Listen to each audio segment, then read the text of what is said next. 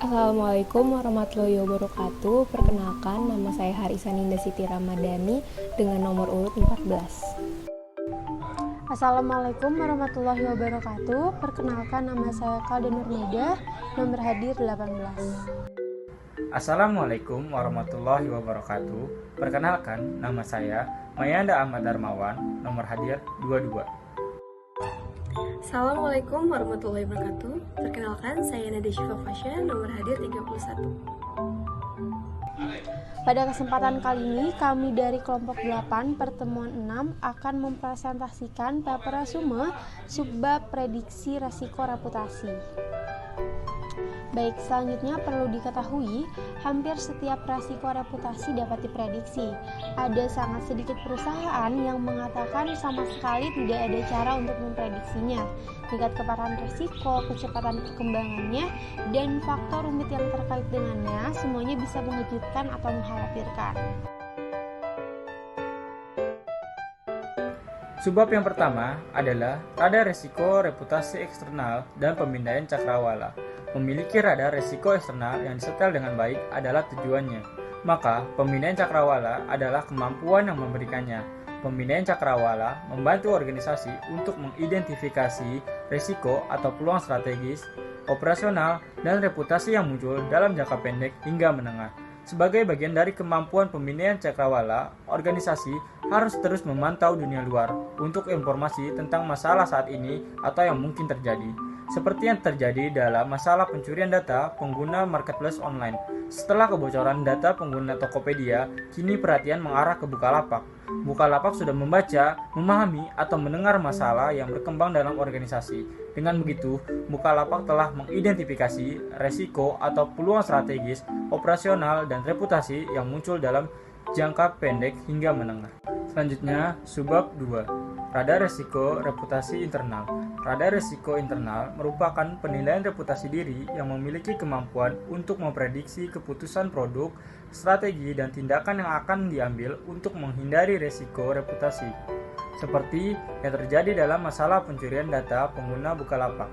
Seseorang hacker yang memakai username Startup Newslet mengaku mempunyai sekitar 13 juta data pengguna Bukalapak.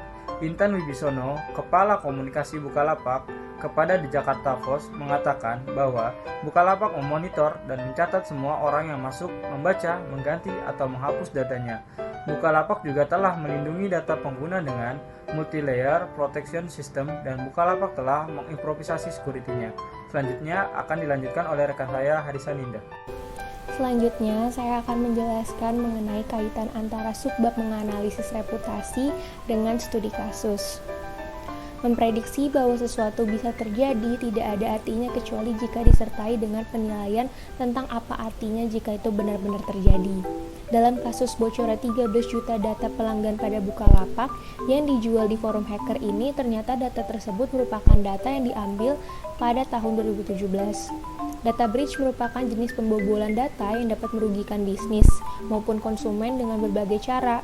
Sehingga Bukalapak telah mengetahui cara yang tepat karena telah memprediksi jika data breach ini kembali terjadi atau pengambilan data oleh oknum yang tidak bertanggung jawab ini, mereka tahu langkah yang tepat untuk melindungi data konsumen Bukalapak. Pada saat ada percobaan peretasan pada tahun 2017, Bukalapak langsung menemukan sumbernya dan langsung menguatkan data security-nya. Kemudian, Bukalapak pun mengingatkan para pengguna untuk mengambil langkah pengamanan secara berkala termasuk mengganti password dan mengandalkan keamanan sistem Bukalapak. Menurut Bukalapak sendiri bahwa keamanan user data adalah prioritas mereka, sehingga dari waktu ke waktu mereka selalu mengimplementasi berbagai upaya dengan meningkatkan keamanan dan kenyamanan para pengguna Bukalapak serta memastikan data-data pengguna tidak disalahgunakan. Apa yang dilakukan oleh Bukalapak selain memprediksi juga mereka membuat perencanaan skenario yang merupakan bagian standar dari manajemen krisis dan juga manajemen masalah. Karena setelah adanya prediksi resiko ini membantu mengembangkan penilaian resiko jika masalah itu terjadi. Bukalapak membuat perencanaan dengan menguatkan data security dan juga menjadikan permasalahan sebelumnya menjadi permasalahan prioritas sehingga ditangani dengan baik. Dalam merencanakan skenario, tentunya Bukalapak mendiskusikan dan menyepakati jika kasus data breach ini terulang lagi, maka selanjutnya harus mendiskusikan dampaknya, dan tentu dampaknya adalah sebuah resiko berbahaya yang akan mengancam keamanan data setiap pengguna device.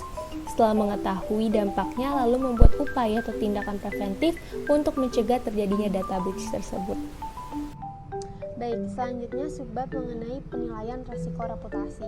Penilaian resiko reputasi dikembangkan menjadi keputusan strategi perusahaan untuk mencegah dan mempersiapkan diri menghadapi resiko dan menyelesaikannya sebelum terjadi krisis.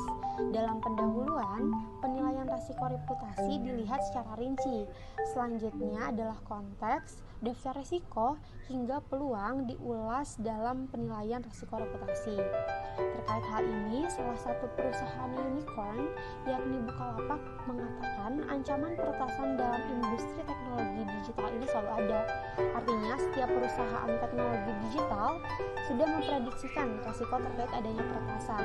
Selanjutnya, dalam penilaian resiko reputasi, dari mulai perencanaan hingga strategi telah disusun agar perusahaan bisa mengatasi hal-hal yang telah diprediksi sebelumnya. Selanjutnya akan dijelaskan oleh rekan saya. Ya, selanjutnya saya akan menjelaskan pelajaran dari masa lalu, yang dimana bagian dari penilaian resiko reputasi melibatkan pemahaman pelajaran dari masa lalu. Semua dimulai dengan anggapan bahwa hampir setiap resiko dapat diprediksi. Seperti halnya yang terjadi pada perusahaan Bukalapak. Pada tahun 2017, Bukalapak ini mengalami peretasan. Bukalapak selalu mencari sumber masalah dari kasus peretasan yang terjadi, yang akhirnya perusahaan Bukalapak menemukan sumber dan menguatkan data security-nya, sekaligus selalu mengingatkan para penggunanya untuk mengambil langkah pengamanan secara berkala, termasuk mengganti password dan menggunakan keamanan sistem. Sekian dari kelompok kami. Terima kasih. Wassalamualaikum warahmatullahi wabarakatuh.